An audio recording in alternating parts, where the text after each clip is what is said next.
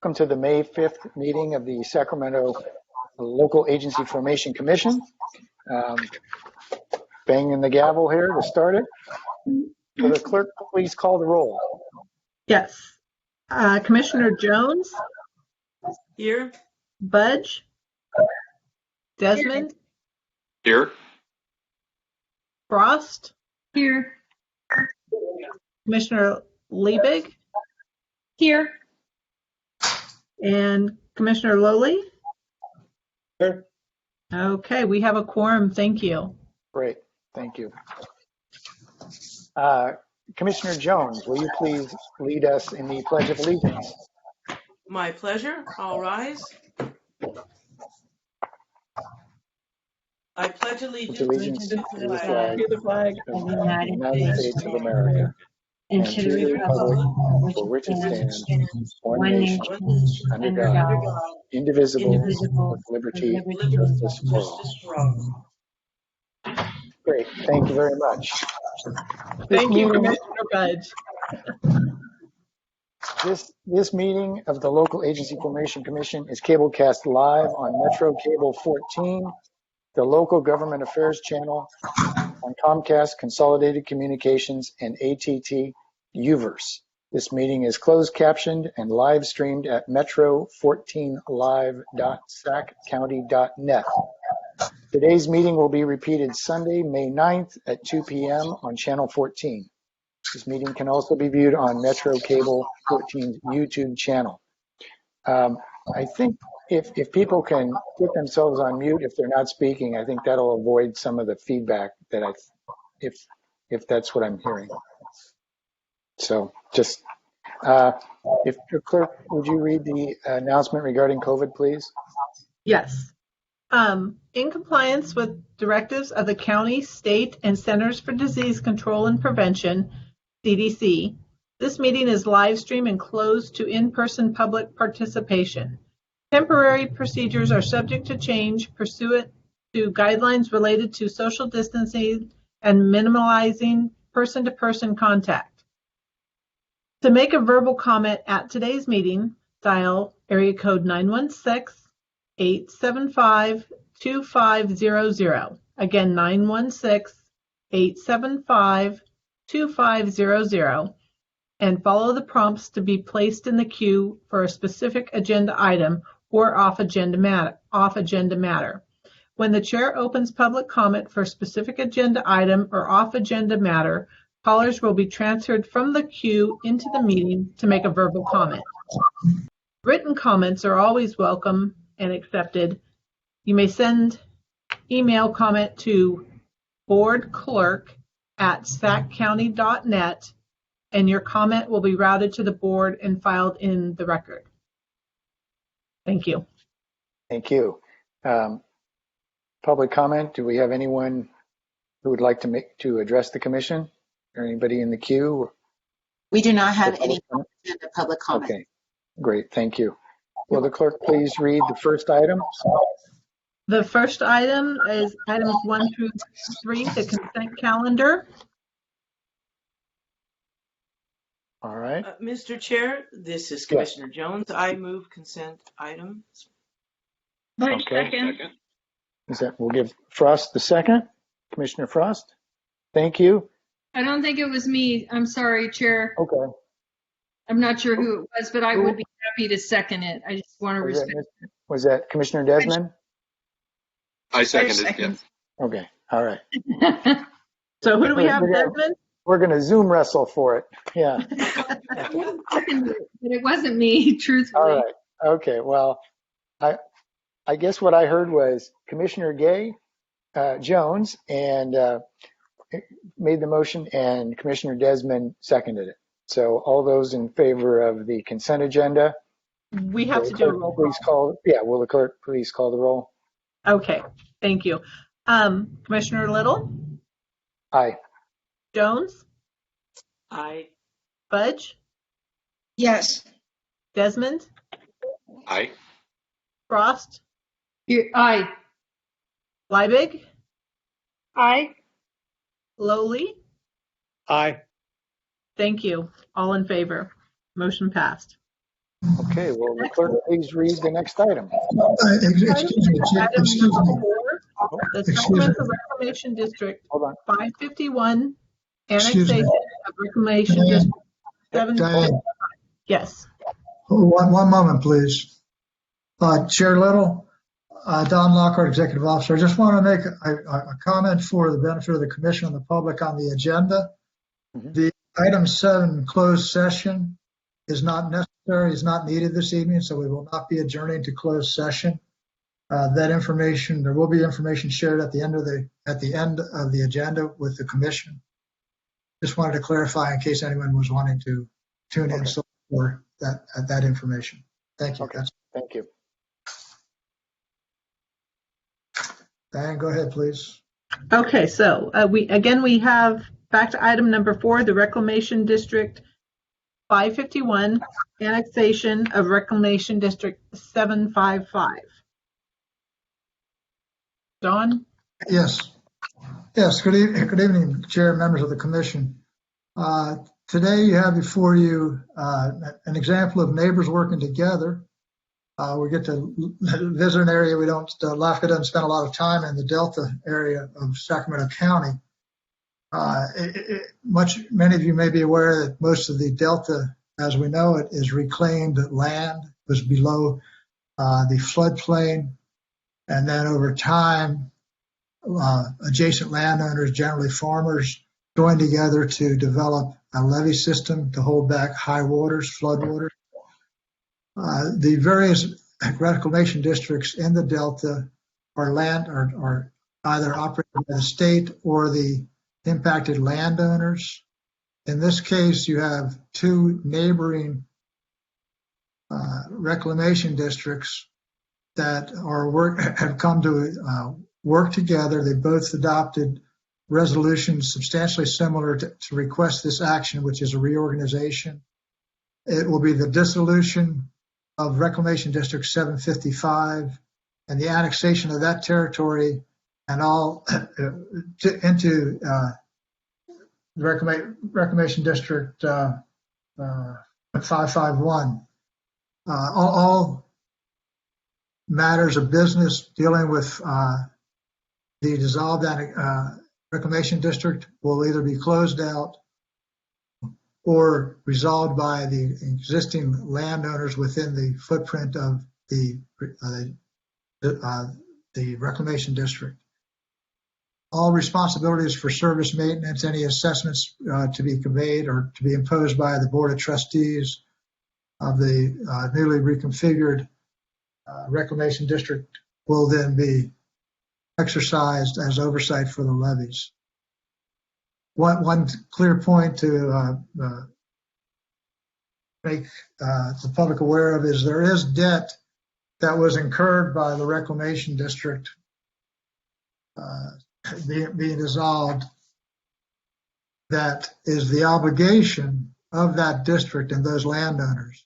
The bond issuance and the obligation have been clearly identified, and the responsibilities assigned to the affected landowners. That debt will not become the responsibility of the assuming Reclamation District 551. The means by which that debt will be retired have been already agreed to by the board of the District 755. It's as I say, an opportunity for the commission to get a little glimpse into the agricultural side of your mission, which is preservation of agricultural and open space resources. This is a case of the landowners, the trustees, the members of the districts themselves coming together, working with LAFCo staff to arrive at this solution. The economy of scale of the Randall Island 755 was because of the changes in flood control standards, operations, maintenance. The cost was becoming somewhat onerous for their relatively small size for them to be able to continue to rely upon only their own assets and resources available. the idea of going into the larger district, the 551, spreads that cost more readily across a greater acreage. It's in the interest of the region. Flood protection is in the interest of the community. We've received no pushback, no comments from the public or agencies that are affected. With that, I'd be happy to answer any questions. Staff recommends approval. Any questions? I have no questions. This is Commissioner Liebig, but I'll move the motion when it's ready. All right. Do we have a second? I'll be glad to second. Okay. With the motion and second, but I believe this needs to be a public hearing. So just on the request for reorganization. So if we can formally open that public hearing. All right. Well, let's open it up to the public. Is there anyone in the public that would like to address this? My understanding is that the staff that represents the affected districts is available to answer any questions if the commission would like to address them.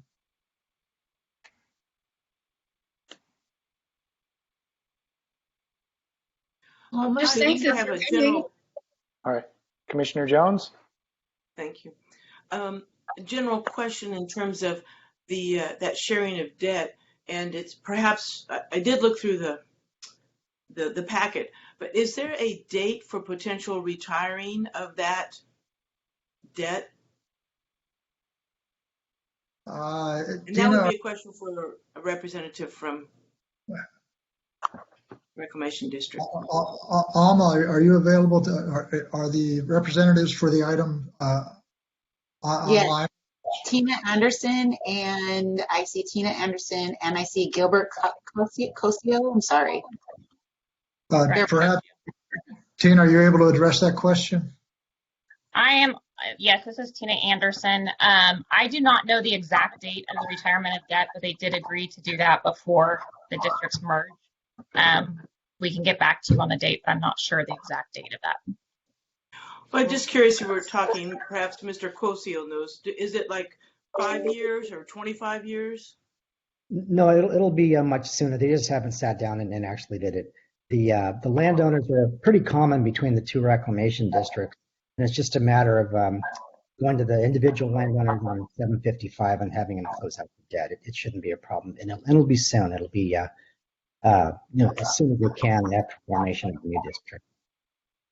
Thank you. I did want to point out for the benefit of the commission and the public, staff has proposed a condition of approval to the project that debt does remain the responsibility of Reclamation District 755 and those lands. That will be in the condition of approval. If you'd like, I can work with the representatives of the district to work towards a time frame to put in there as well. That's the pleasure of the commission. This is Council Gillick. The resolution by the agencies indicates that debt repayment will be done within a 5-year period. So the agency resolution represented that roughly $250,000 would be resolved within a 5-year period. Okay, thank you. Are there any other questions?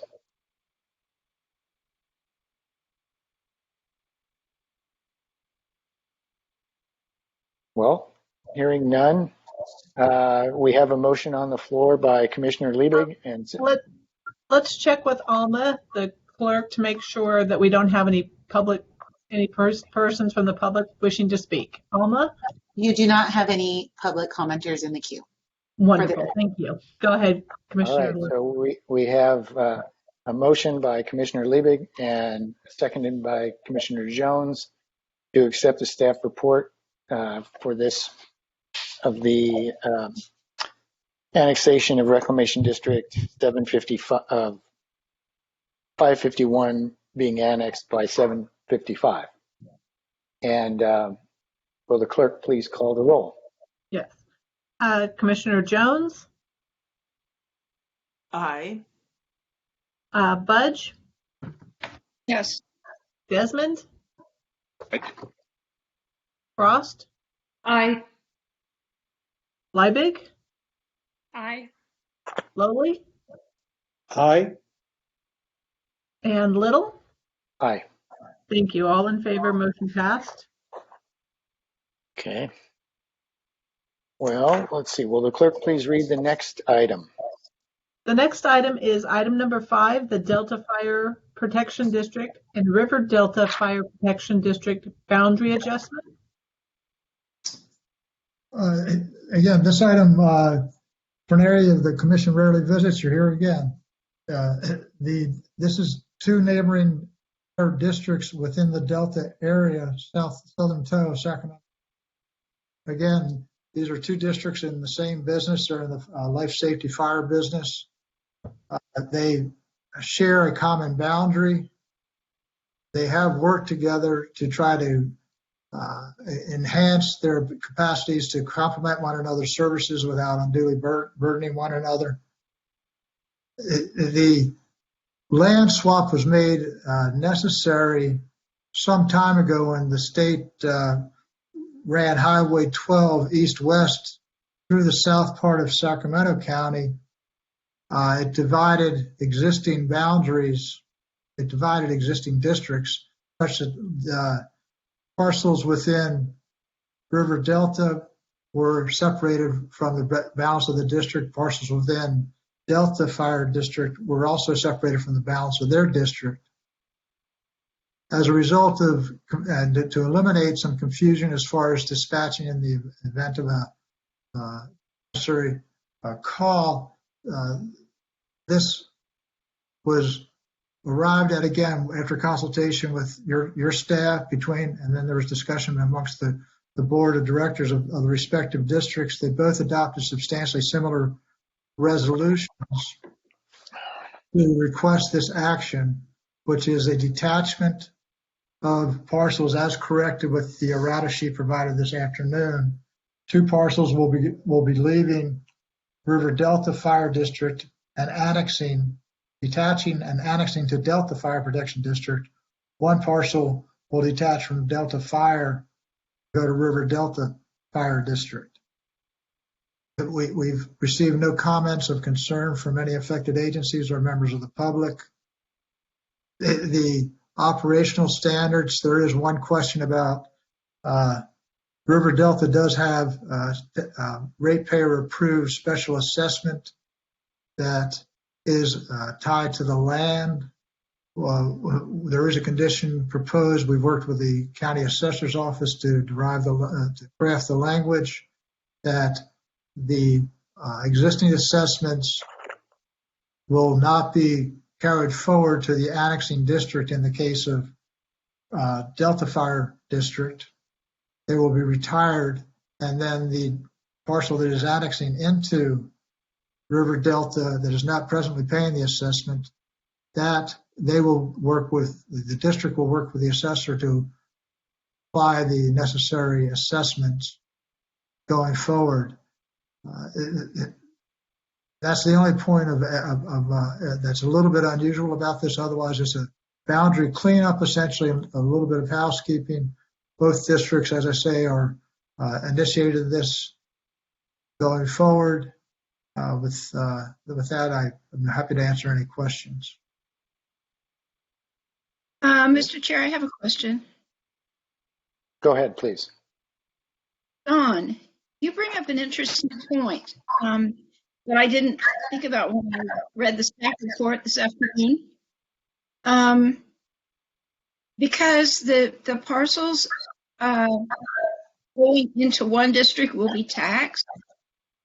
Is this a Prop 218 activity? Do they need to vote in order to be taxed? I would rather defer to counsel, but my understanding is the Attorney General gave an opinion some time ago that because an annexation and reorganization is subject to a protest proceeding, so that satisfies the Prop 218 requirement to vote. Any fees or taxes in place of the imposed by the annexing entity are part of the question of whether or not you support the annexation. If you do not support it, you vote against that, you vote against the tax. Yes. Well, that makes sense. I'm sorry, go ahead. Well, I'm sorry. I was just going to agree with the executive officer. There's established California statutes as well as case law regarding LAFCo's authority, and LAFCo has the authority to change boundaries, and any property tax, sales tax, or assessments flow based upon the LAFCO orders. Okay. So the public hearing just takes the place of that, basically. Correct. This LAFCO proceeding has the effect of deciding taxes. Right. Is there any additional questions? Anyone from the public? No, you Well, do like not. Diane said, you do need to open and close a public hearing.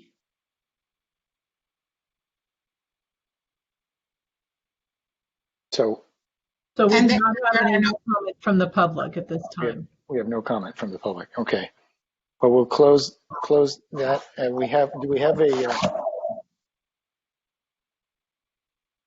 Do we have a motion on the floor? This is Commissioner Liebig. I'll move the staff recommendation. Okay. A second? I'll second. Commissioner Jones? If I could clarify, the staff recommendation is being moved as the errata corrects the. Correct. Yes. Okay. With that correction. I'm sorry, who was the second?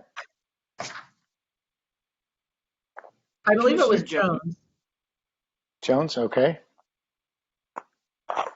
All right, well, we have a motion by Commissioner Liebig and a second by Commissioner Jones to accept the staff report with the errata that came through this afternoon on the parcel numbers.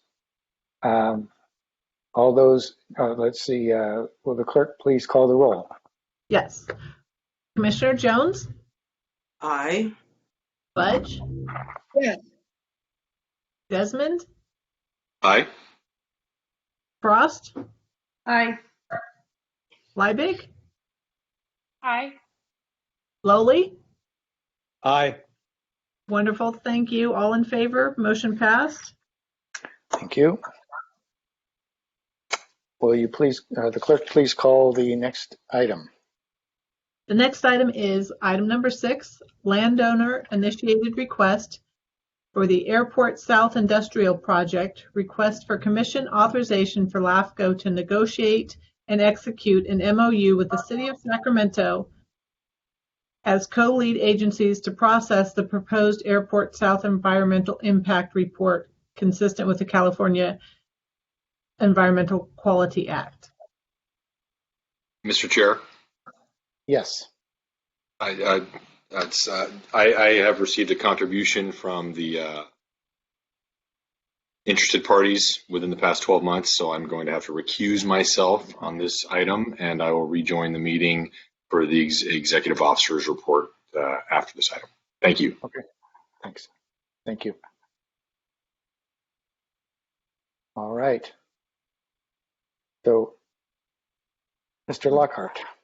Yeah, thank you. Thank you, Chair Little. The item before the commission this evening is somewhat unique in that there has been no application filed with either your commission or the City of Sacramento.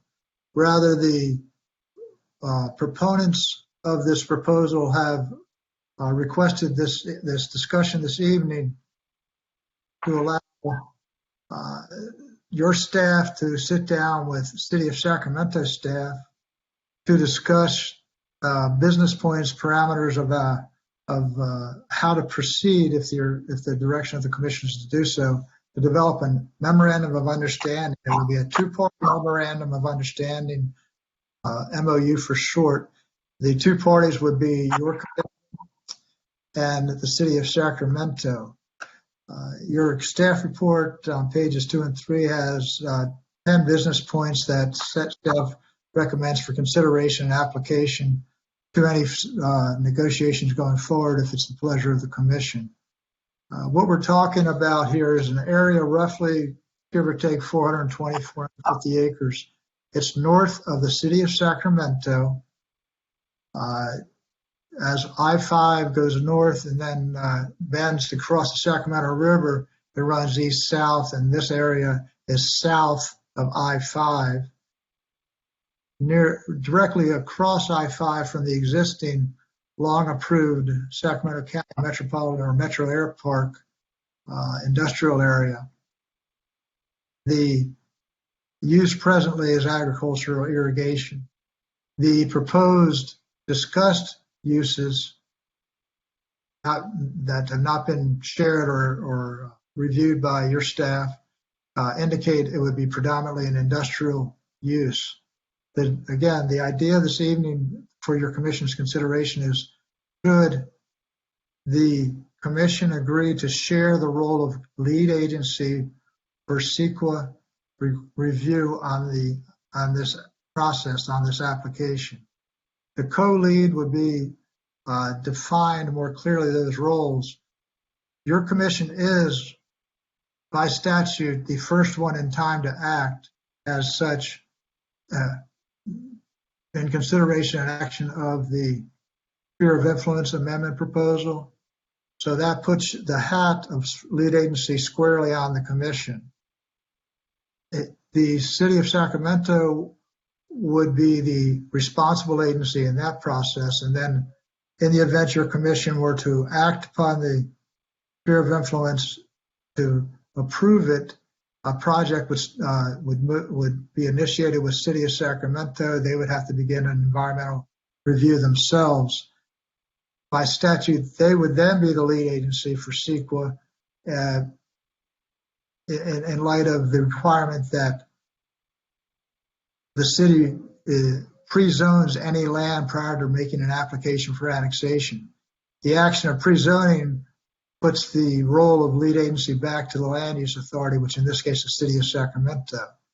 So the request to be considered under the MOU would be to have a co-lead agency status. Your chair, your commission, city have co-equal roles in the review of the environmental implications of a process. This doesn't preclude any discretion on the part of your commission nor the City of Sacramento City Council. Your commission has the authority to approve a project, to modify a boundary and approve a project, or to disapprove a project. That would not change with this MOU. As your staff would work forward, if this direction of the commission, there would be points of contact coming back to your commission to apprise you of the status. You would be made aware of the contents as they're being formulated. You would be the final MOU would be presented to the commission prior to signature. One of the points is that the City of Sacramento, their adoption of the MOU would come either before your commission action to do so, if you so choose, or concurrent with any such commission action. To be very clear, there's some folks, it's understandable. When you're dealing with LAFCo, a lot of folks, the only word they're really familiar with is annexation. So if they see a project before the commission, they sometimes make a leap of assumption that there is, this is an annexation, there is a somewhat imminent action going to occur. This is not short-circuiting any of the processes. It's not taking a shortcut of any analysis. What it's doing is having one document, one environmental impact report prepared for the actions of your commission, the actions of the city council, and the subsequent action of your commission regarding the annexation. So it's consistent with your commission policies to not concurrently process an annexation and a sphere together. It is a little bit out of the ordinary to go with a co-lead agency role. It has been vetted before by the pleasure of your commission, recently with another project in this general area called Greenbrier, which annexed to the City of Sacramento. More recently, the City of Elk Grove applied the model for their sphere of influence that is on the east side of Highway 99. That was approved a couple of years ago by your commission. They have, since your commission action on the sphere for the City of Elk Grove, they have taken the punch list that was developed by your commission through mitigation measures and terms and conditions. They've reviewed that and they've gone down methodically with that list with affected agencies, service providers, in order to get through their city council land use entitlement process, come back to your commission for consideration of annexation. They understand that in that case, and this will be the same case going forward with this proposal, if those conditions are not satisfied that are imposed at the sphere stage by your commission, then the project is not ripe for consideration for annexation by your commission. We do have representatives of the landowners available to discuss this with you. We have a letter. We also have representatives from the city of Sacramento for any questions you may have.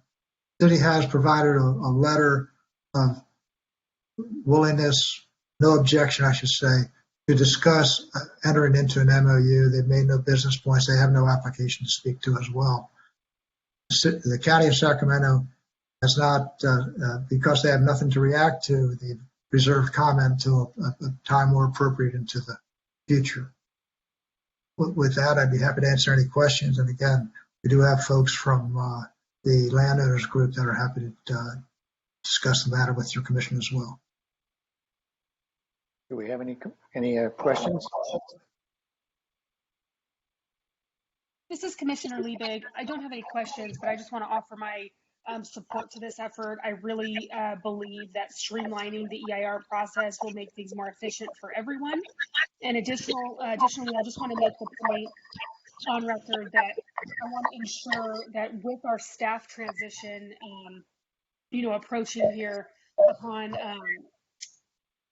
Lockhart's retirement, I just want to make sure that this is a process that is well documented and that doesn't get lost in the shuffle at all, because it is unique, it is something different, and it involves not only our commission staff, but also city staff as well. So I just want to make sure it's something that we, definitely flag and make sure that there's no, hiccups as we move through a staff transition and taking extra care, because this is something a little bit out of the norm.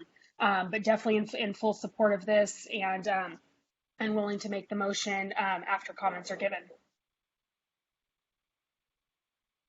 Okay, thank you. Good points. Commissioner Frost. Thank you, Chair Little. I just want to say I also support efficiencies, and I think I have no problem with trying to find ways to, streamline the process with the EIR. And I did have a couple of questions. I wanted to confirm the process and make sure that, because I know this isn't how it's normally done, but I think it's been done this way before. There are, I have concerns about the process. I wanted to ask you if you could, maybe explain the process, how this is going to go. This is not a simultaneous sphere of influence annexation. This isn't going to bypass anything. There will be the normal process. I guess what I'm hoping is that Dawn, you can, reiterate the process to ensure that LAFCo is,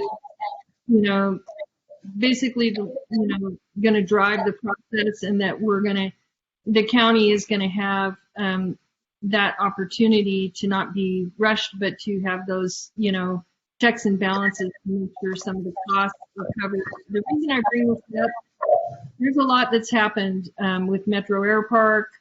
Over time, there's been a lot of investment. The county's invested a lot into the infrastructure and the freeway interchange, and there'll need to be.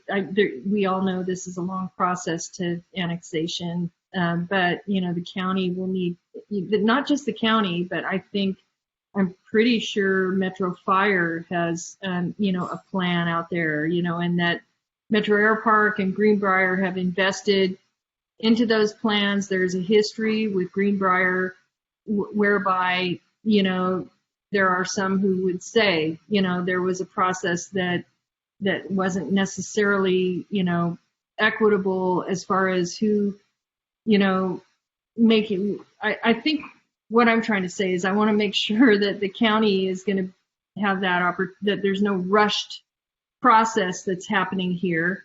I'd like you to describe the process, how we normally do it, how this changes it, and how LAFCo will manage this. I know you just described it, but in particular, the county is interested in knowing that,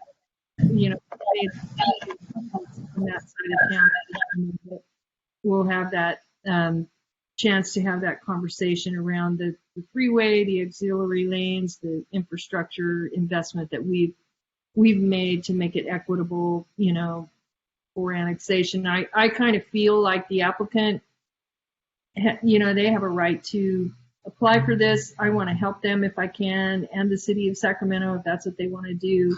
But I also want to make sure that, that the county feels that they were treated equitably. So I'm hoping you can make sure you can speak to that for me at this time. Certainly. I appreciate the opportunity. But to take a step back, again, we're talking about a very early step that is procedural into a fairly extensive journey of process here. So to begin, these are in the terms and conditions, the terms of negotiation that are suggested. First, let's get an application. And that application, by process, any applications that your commission receives are routed for affected agency review and comment. That's at the outset, before any environmental documentation is decided upon, before any scoping occurs. We first and foremost, we check with the city, in this case, because they would be the annexing agency. If they're supportive, we would proceed. If they're not supportive, the process would cease, pending their approval, their support. So with the application and necessary fees to get moving, we would route that. That would go out to affected agencies, in this case, Sacramento County. One of the unique things about this area is it is north of the city of Sacramento in the Natomas area. It is west of Highway 99. It is an unserved area. The other districts, parks, recreation districts from Rio Linda, their sphere of influence stops at Highway 99, which is a fair ways removed from this area. Metro Fire has no facilities, has no service responsibilities, has no existing relationship in this area. As a courtesy, we would include both of those districts in our routing, give them a heads up and get any kind of concerns they may have early in the process as possible. So step one would be action this evening to go forward. Step two would be applicant develop application. Get that to LAFCo. They may want to concurrently submit that to the city of Sacramento. That's not a LAFCo issue. In the event that the commission deems this an appropriate path, we would work to get the MOU hammered out. We would then agencies jointly, the commission and the city of Sacramento, would develop the preliminary scope, do an initial study if necessary. In this area, as mentioned in the staff report, it's highly expected that it would be an environmental impact report that would be necessary because of the nature of the lay of the land out here with a lot of external issues. So that environmental document would be scoped. In the past, when we've done this, and this has seemed to work well in this process, we've had the commission, we've extracted a LAFCo summary for the benefit of the commission, such that throughout the document, all LAFCo issues are addressed fully throughout the document, and then they are captured and summarized in a LAFCo executive summary at the front of the document, so your commission can have a clear understanding of this is the impact identified, this is the mitigation measures, here's LAFCo's interest being addressed. So that environmental impact report, the first body to consider that document would be the Sacramento, your commission. The issue before your commission at that time would be a sphere of influence amendment, period. That commission, your commission does have the authority to say yes, yes with modifications, or no at any point. So there is a certain risk on the part of the landowners that they're putting by taking this path, they're putting all of their commitments in one document that may not make it past first base, being your commission. If your commission does see it as appropriate and does approve a sphere of influence amendment with or without modifications, the process would move to the city of Sacramento with the same environmental document. The city of Sacramento would consider those same issues from their prism. What's important to the city of Sacramento. Going back a little bit, when we include the affected agencies in routing the application, Sacramento County is chief amongst those. We route that through the county executive's office. They have a very well coordinated process that distributes it throughout their service providers, from the sheriff to the right on through. We receive their comments back. They can comment both on the project, concerns they may have, such as what's been brought up as far as any kind of public resources and any kind of public investments. Those are comments that may be more appropriate to be considered by your commission, more so than under a LAFCo document, but they would also be part of the record for LAFCo consideration under CEQA as necessary. So in the event that that document and your commission does take action on a sphere of influence in the affirmative, the proposal would go to the city of Sacramento for their litany of entitlements. I'm not clear with that, with no application, I'm not clear what they are. They could include, they would have to include pre-zoning as mentioned earlier by statute.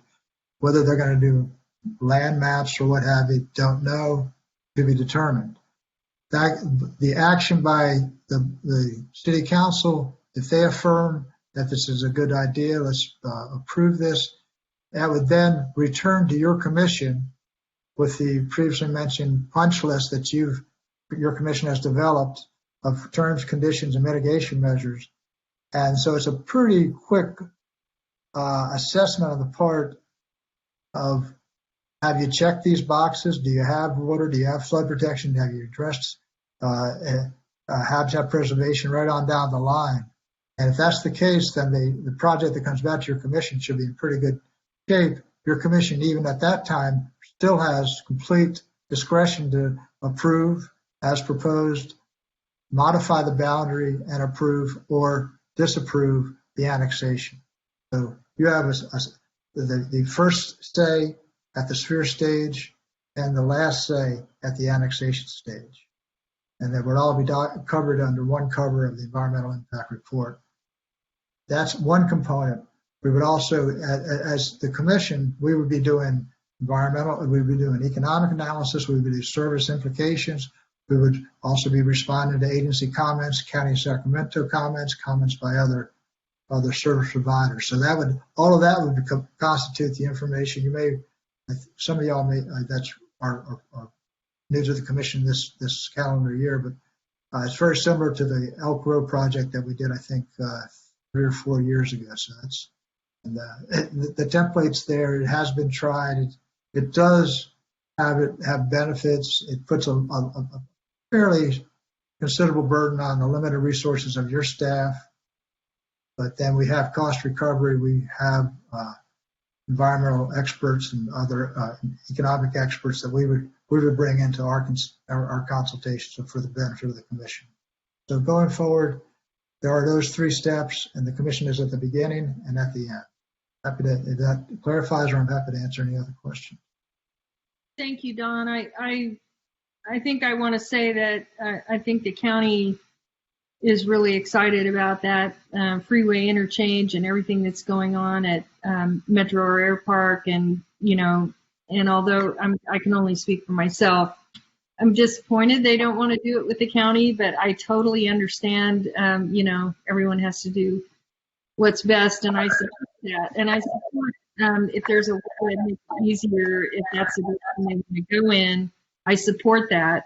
I think I'm just, and I'm satisfied with your comments that, obviously it's not a rush simultaneous thing that's coming, that the county will have a chance to, we're going to have that tax sharing agreement. We're going to have those checkpoints, and LAFCo will be the lead agency on the process that goes through, in order to make sure, that, well, it's a big deal what's going on out there. It's huge. I'm sure everybody is aware of that. So I appreciate your explanation. I support it, and I will yield my time. We have any other comments from Commissioner Jones? Thank you, Chairperson Little. I have three things. One is just to tag team a little bit on Supervisor Frost's comment. Don, could you, or question, in a very general way, could you give us a basic timeline for this? We have an EIR happening before an SOI, and then, anyway, that's the way I'm looking at it. I would say reasonably, and I'd have to go back, but I know that the exercise we did previously for both a sphere and an annexation with the City of Elk Grove, I think that was on somewhere in the neighborhood of 5 years to get through the sphere, get through. I think they recently have completed earlier this year. They completed the city entitlements for their proposal. So, and where we do have an annexation application from the City of Elk Grove, I think the whole process 2005 to what is 2007 years, 7 years for that. Greenbrier, I believe, because they had a little bit longer time. They had some issues internal to dealings with City of Sacramento and the landowners. LAFCo was not engaged. Our mitigation measures were all satisfied, as all commission terms and conditions. But I think that one probably, and the applicant's representatives probably can give you a better sense of, I think that was at least 7, maybe more, 7 years or more before your commission even took an action on the sphere. Well, those were seemingly a bit more entailed applications than what we have before us, but I share Supervisor Frost's concern, not concern, but to delineate that we're doing this step by step. And just because LAFCo ends up being the lead for the EIR, that does not indicate an up or down position on an SOI application. Just confirming. That is, and also to clarify, the idea of the MOU is to have co-leads. The LAFCO as a co-lead of the document for LAFCO issues, City of Sacramento as a co-lead over city entitlements. So there will be one document with two lead agencies sharing the role under the MOU as co-leads. So yes. Okay. Yes, thank you for the co-lead. But the discretion is not impacted by any decision this evening. Commission's discretion. And then my third and final point is that just to help clarify a bit in terms of course, for example, a Metro Fire District would appreciate courtesies of notice. With a little, I'd like to give the pitch that the fire service response is quite different than other static deliveries like water or roads or something like this, in that within our county, we're very lucky to have a unified dispatch system. And so the closest units will respond. And so even though it might be out of our district or out of the city's district, whatever happens, the closest units are dispatched. And usually in this area, whether, God forbid, airplane crash, multiple vehicle accidents on I-5, multiple fire agencies do respond. So that lends a little bit of credence to I would say it's more than courtesy, but it's a full professional courtesy to alert agencies that have responded to emergencies in that area. Thanks. Commissioner Frost. this all happened before my time, and so I may be misinformed, and I'm hoping, Don, you can help me with this. But I know there was an annexation with Greenbrier, and somewhere along the way, I don't know how that process was managed, if it was one of those streamlined processes toward annexation, but it's my understanding that Greenbrier was annexed and they paid much less toward some of, the infrastructure. Like Greenbrier North Lake contributed approximately $1.5 million toward freeway improvements on I-5 and 99, when Metro Air Park contributed 80 to 90 million toward freeway improvements. And then I'm referring now to the Metro Fire Station, I guess on that side where Greenbrier I guess the total cost was $8 million. Greenbrier contributed $1 million, yet Metro Air Park contributed the rest. And so I think there's a sense of wanting to make sure that the distribution of the services and the costs and everything, there's a equitable there's a conversation, and it's not rushed because one agency leads, out in the zoning or the mapping. I'm not a planner. I'm trying to do the best I can. So can you explain to me how that works? Because now I know Metro Air Park is on its way. This is majorly great, and we now have the EIFD out there. But the county's invested a lot. This is on my mind, and I want to understand it. So, Don, you're one of the smartest people I know. Maybe you can help me. How that worked out that way.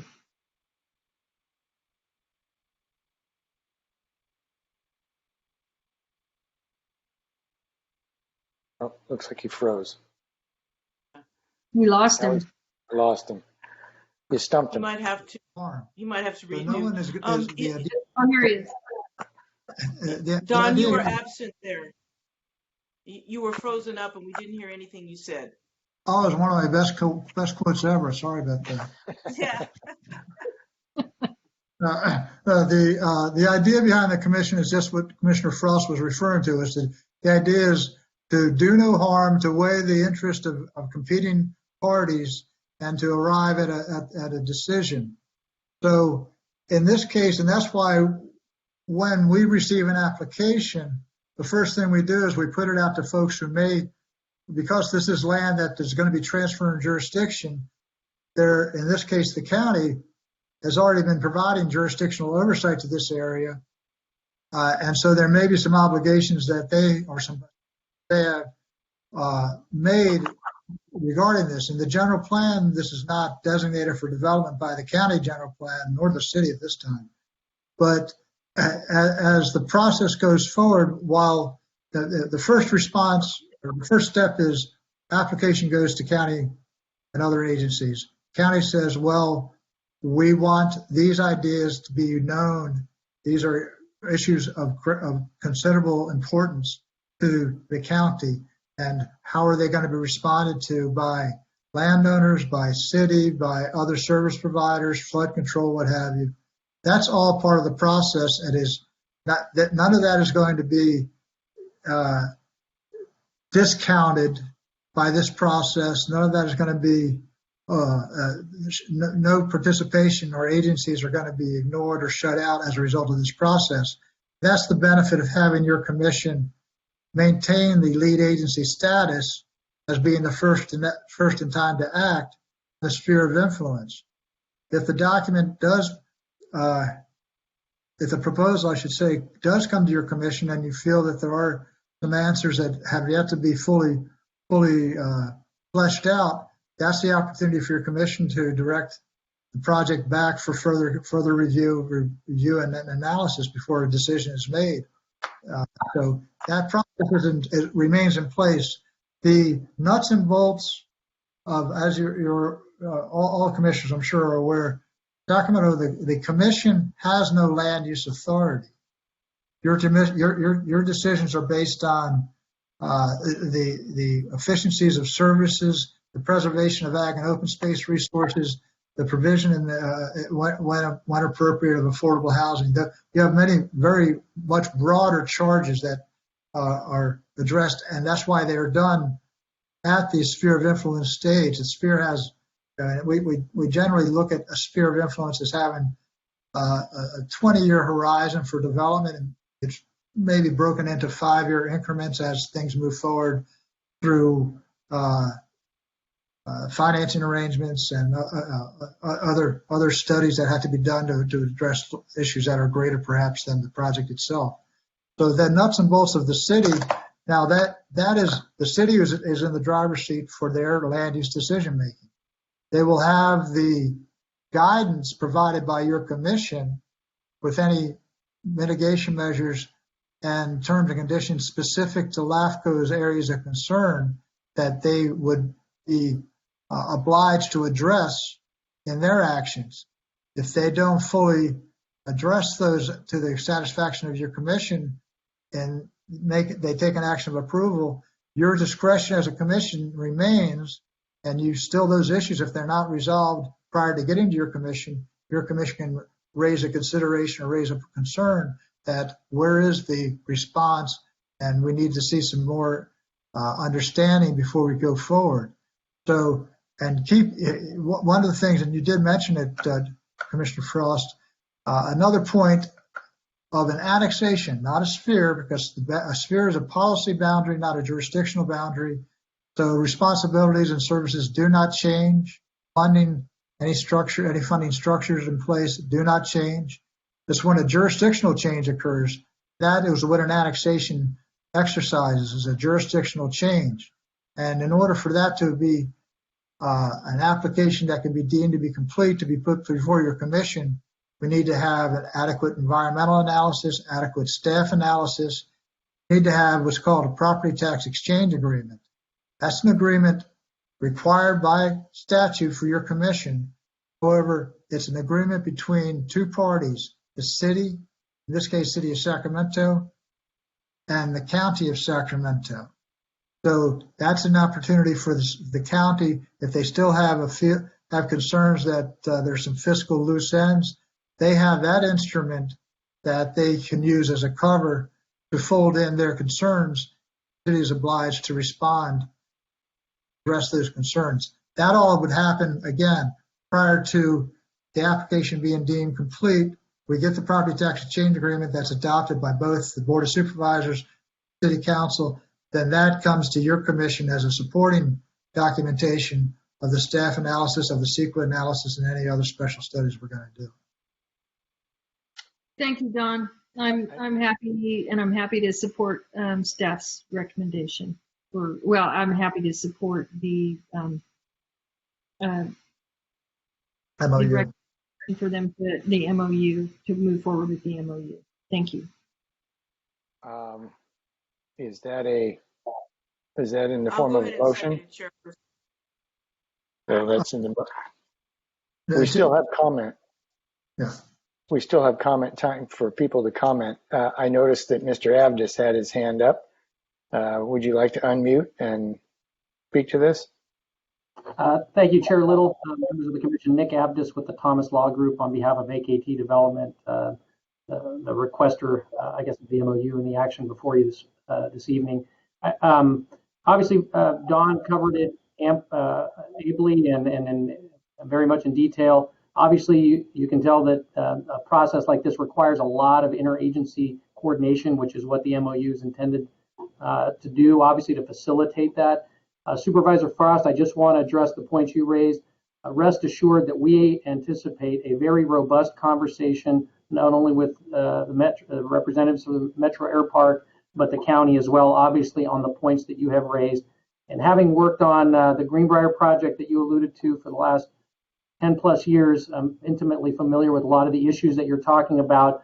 There is a little bit more color there, and I'm happy to talk about that, but it wasn't a zero-sum game where Greenbrier won and Metro Air Park lost. It's a a bit more nuanced than that, but obviously not the subject matter of what's before you today. I just want to reiterate our commitment to working with the county and Metro Air Park to make sure that what we propose is fair, right? And so we have a long road ahead of us and appreciate your support for the action before you.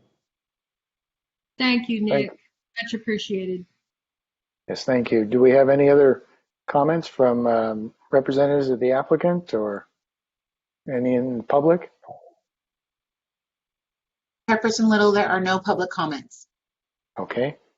Well, thank you. We have a motion for to recommend the staff recommendation for the MOU. Is that from Commissioner Frost, the motion? I believe it was. Okay, just This is checking. Commissioner Liebig, I'll second. Okay. Know that it was staff's recommendation. I think they gave us two choices, or was it staff's recommendation? Oh, well, anyway, I'm saying move forward Yeah, with the recommendation number 1. Correct. recommendation. Option 1.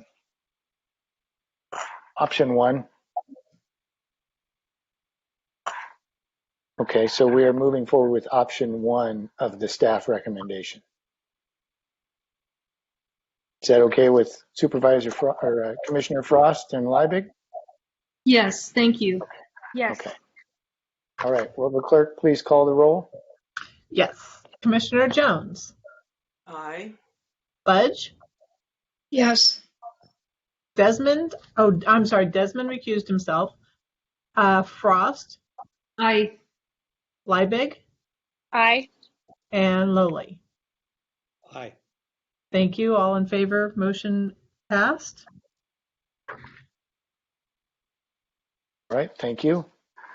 Our next item is announcements, I believe. I have no announcements at this time to share. So this We have- is, sorry, Yes, this is we Commission have a Council. report. Yes, thank you. Thank you, sorry. Deanne Gillick with Sloan Sakai as Commission Counsel. Just wanted to give an update on the executive officer's recruitment. The application deadline closed last week, and the county staff is processing the applications. The ad hoc committee of the commission has a meeting set for Monday of next week to begin the review of the applications and the next steps. County staff indicates that there's a handful of new applicants in response to the recruitment. We have not seen that application, but we are told that there were some responsive applications, which is good news. And we are hopeful that when we get a chance to review those applications, the committee will be able to make recommendations back to the full commission on the next steps of the interview process and the selection process. And I do know that the commission knows that Executive Officer Lockhart has extended his stay with the commission through July to allow the process to have some time to make a selection. So happy to answer any questions at this point. We know the application is closed. We received some applications and the ad hoc committee will make recommendations back to the commission on the next steps. Great. Thank you. Commissioner Frost. I just want to say greatly appreciated that Don, you're willing to work with us on this, and you'll be a hard act to follow, but we'll look forward to hopefully getting another great person in that seat. And thank you for being willing to work with us. You're welcome. Thank you. Are there any other comments or items? Hearing none, I would say that our meeting is adjourned as of 6:39. Thank you all. Thank you, Thank you. Mr. Chair. Thank you, everyone. Thank you. Do we have a closed session? No, we do not. Oh, we Yeah, do. we will. Thank you. Thank you. Okay. Thank you. Bye-bye.